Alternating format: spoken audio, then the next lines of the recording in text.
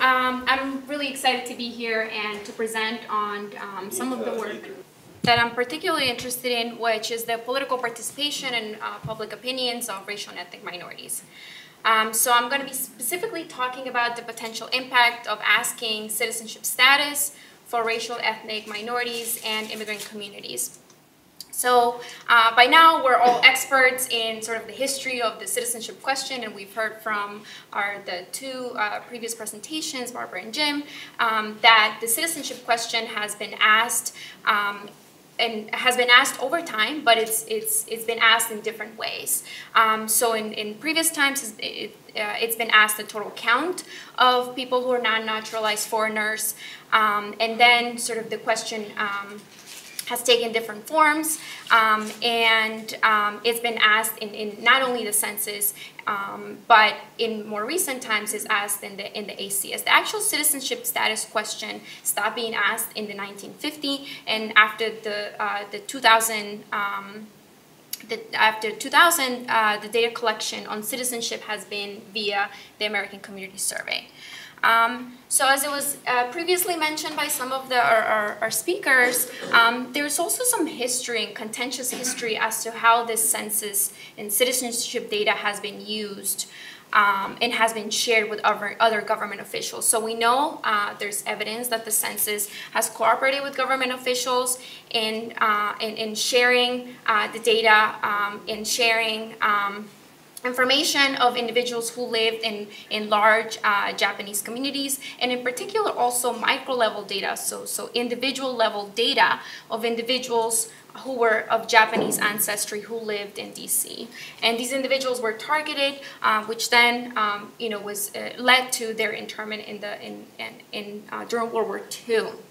Another really important sort of history of how the census data has been used, which is this is currently legal, but it draws and it sort of draws a lot of concern and worries among individuals as to how the sharing of information between the census and other government entities might influence might influence or might impact targeting of communities in different ways. So in 2004, the census gave information to the Department of Homeland Security about neighborhoods with large numbers of Arab Americans.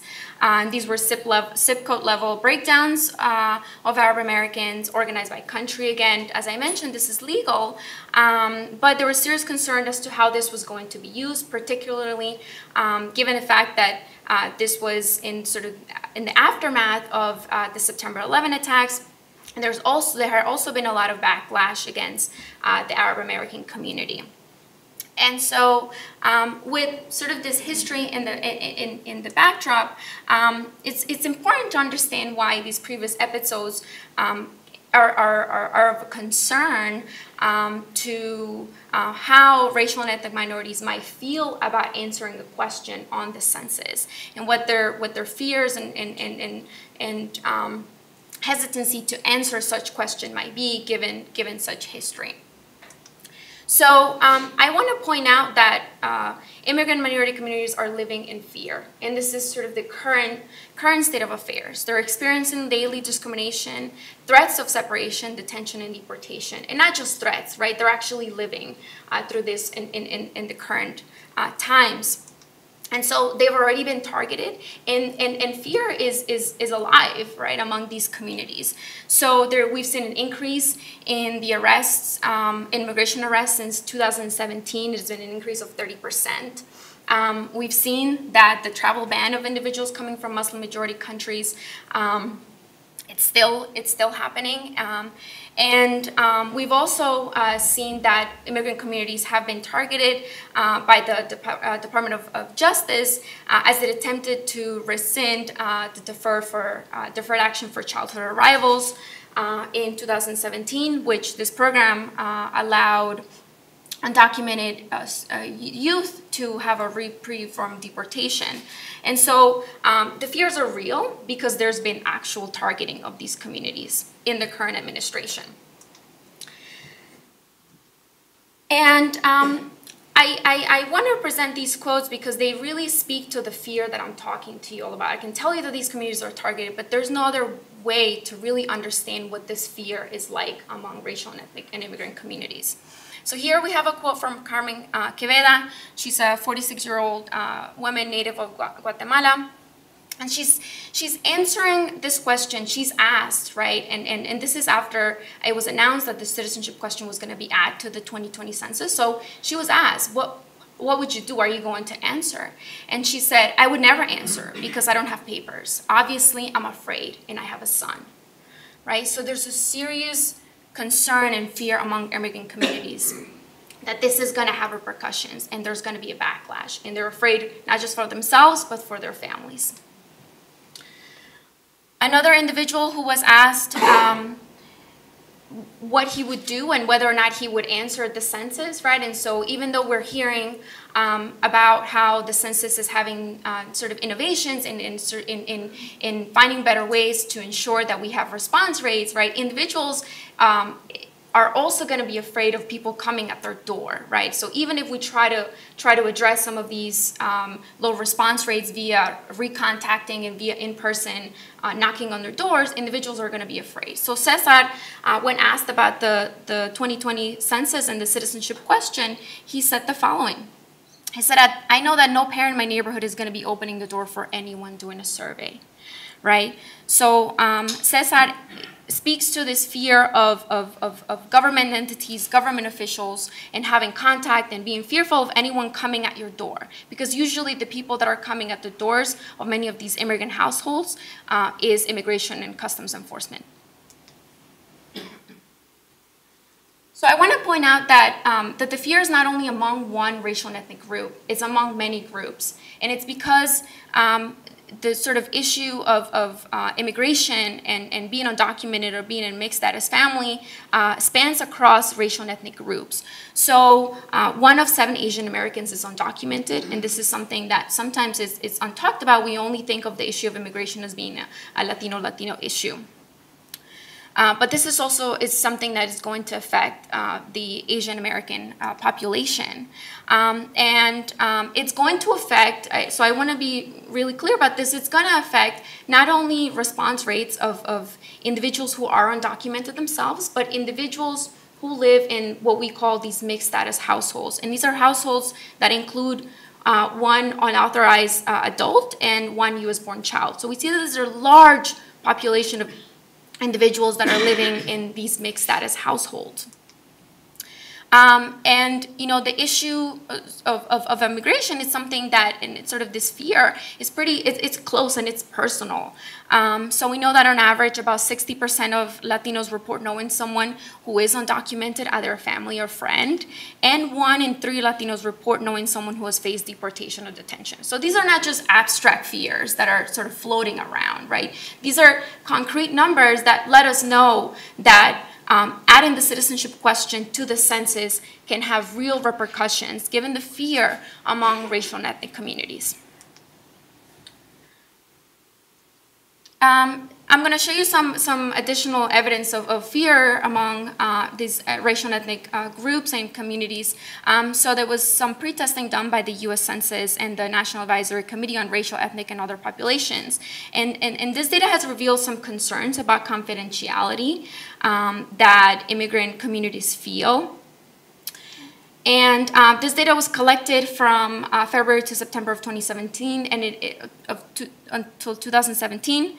And it included focus groups and interviews in various languages. And so here, we have one respondent from the Arabic focus group that said, you know, this person stated, in light of the current political situation, immigrants, specifically Arabs and Mexicans, would be so scared when they see a government interview or other footsteps.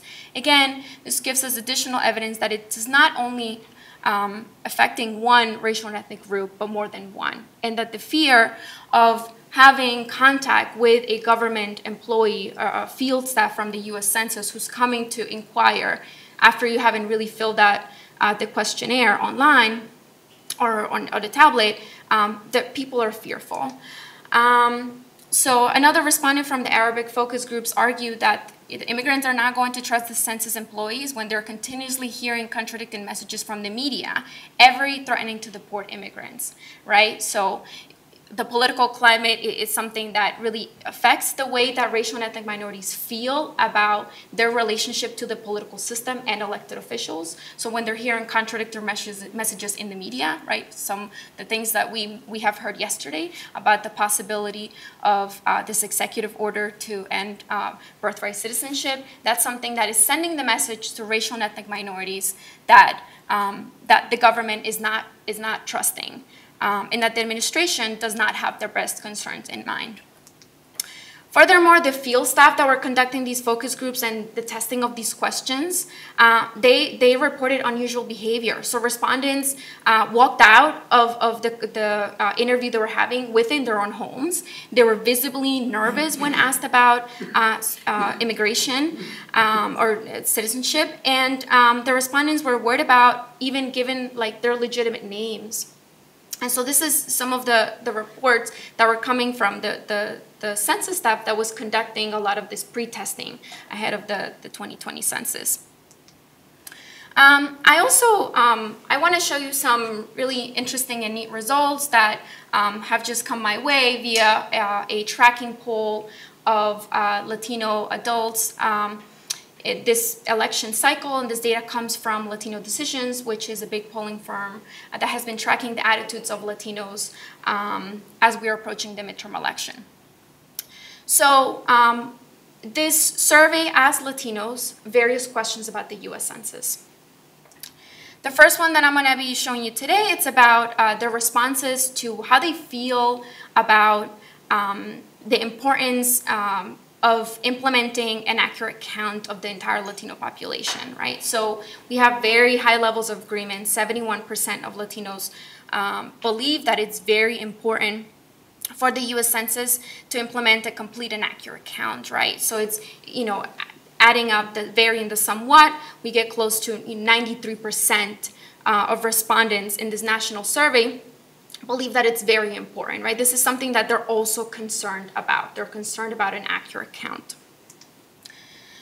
When we asked Latinos about whether or not they trusted the Trump administration to keep confidential the personal information that they collected, including citizenship and the status of immigrants, and we asked them if they felt that the Trump administration was going to share this information with other federal agencies, we have close to 70% of respondents didn't trust the Trump administration, didn't feel confident. They felt that the Trump administration was going to share this data with other federal agencies. So this is a high number. Moreover, we asked individuals in this national survey how concerned they were that their answers about people's citizenship could be shared with agencies such as Immigration and Customs Enforcement. And we found that 54% of Latinos were very concerned that this was going to be shared with ICE, and 25% were somewhat concerned. So accounting for both the very what and somewhat, we see that these are very high numbers of Latinos who are extremely concerned that people's answers on the citizenship question on the 2020 census is going to be shared with ICE, right? So now we have, in addition to the quotes that I share with you, we have national representative data that says that these concerns are real. I want to also show some additional evidence that leads us to believe that there's going to be low responses in households that have non-citizens. So there was this recent research done by the Center of Economic Studies, and a group of scholars took advantage of the fact that in the 2010 census, that in 2010 there were individuals who answered both the 2010 census and the 2010 ACS. So if you remember, the 2010 ACS does ask citizenship, but the 2010 census does not. The census doesn't ask citizenship.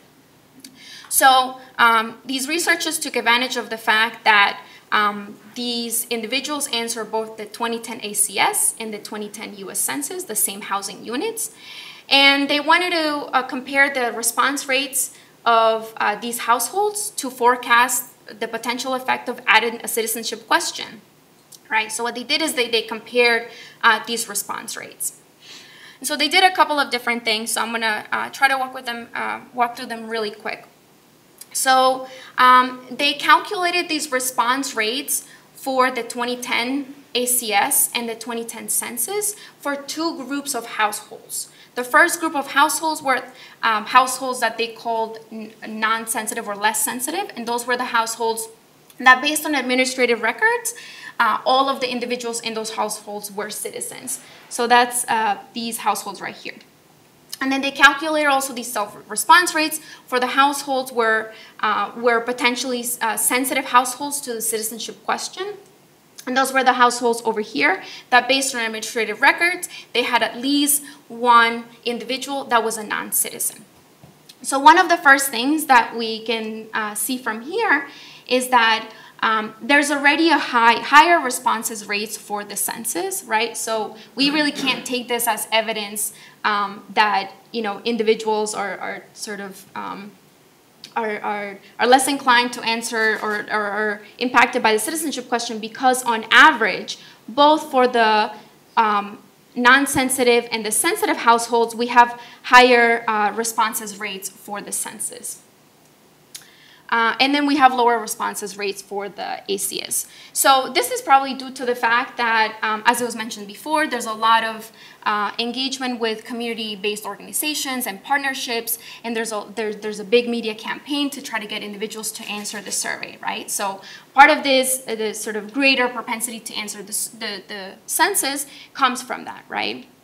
But what's sort of difficult to understand, right, is why we have sort of different response rates within the same type of survey, either the ACS or the UC census, for a given sensitivity group. So we see here that households with at least one individual in the household that's not a citizen, in the 2010 ACS that did have the citizenship question, the response rate is 42.4%. That response rate is much higher in the 2010 ACS for respondents that live in households where everyone is a citizen, right? So we see a big difference here. So to really understand and to account for the fact that people are already much more likely to answer the 2010 census anyway, they did a diff analysis, and they have a successive number of different analyses in the paper with a lot of robustness checks to better understand these differences in the propensity in respondents in these sensitive households to answer at lower rates. So we find here in just this simple diff analysis that respondents in these sensitive households are 8.9 percentage points less likely to answer when they're asked the citizenship question. So some of these implications have already been mentioned by some of the previous presenters. And I do want to underscore that if response rates are low among racial and immigrant communities, this is going to have an effect on representation in Congress. And it's going to have an effect particularly in the places where there are large immigrant populations. So a state like California could lose 6 congressional seats. States like New York, Texas, Illinois will also lose congressional seats. And other states that have lower levels of immigrant populations will gain seats. Wyoming, Utah, so on and so forth. Census data is also used for determining federal funding that's dispersed to states for various programs. And so if we have an inaccurate count of particular racial and ethnic minorities, this is going to have a negative impact on how this data is used for the allocation to really important federal programs and federal funding, including Medicaid, SNAP, Medicare, Part B, among others. And I also want to highlight that undercounting, and particularly racial and ethnic and immigrant communities, it's going to be really problematic, and it's really going to compromise research of these particular communities. So it's estimated by 2015, our population is going to be, of the entire U.S., minority, right? So that minorities are going to be the largest, we're going to account for the largest proportion of the US population. So having a low estimate and a low count of racial and ethnic minorities in 2010 in 1 year can influence how we understand this population over many, many years and for years to come. Thank you.